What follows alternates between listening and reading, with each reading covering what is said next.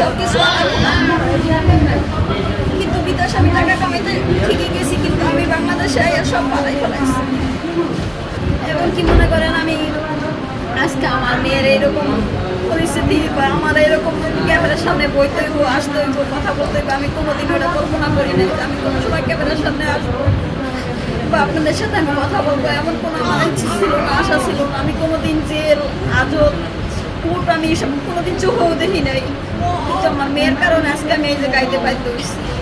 ঠিক আছে, তবে কি এখান থেকে আমি এরিগেলে আসছি, এরিগেলে আমি সুখী বিচার পাইছি। যেমন আমি সায়েম স্যারের প্রতি আমি অনেক খুশি। সায়েম স্যারের প্রতি, সায়েম স্যার না হলে হয়তো আমি আমার নাতিরে ফেরত পাইতাম না। তাই সায়েম স্যারের প্রতি আমি অনেক অনেক ধন্যবাদ জানাই। সায়েম স্যারের অনেক ধন্যবাদ জানাই, বা এখানে লুৎফর স্যার আছে, লুৎফর স্যারের প্রতি আমি অনেক ধন্যবাদ জানাই।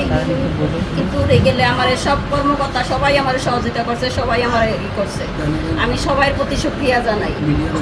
ঠিক আছে, মিডিয়ারা আমার অনেক ই করছে, সাহায্য করছে, আমি মিডিয়ার প্রতি অনেক ইয়া জানাই, সুক্রিয়া জানাই, সবাই আমি ধন্যবাদ জানাই।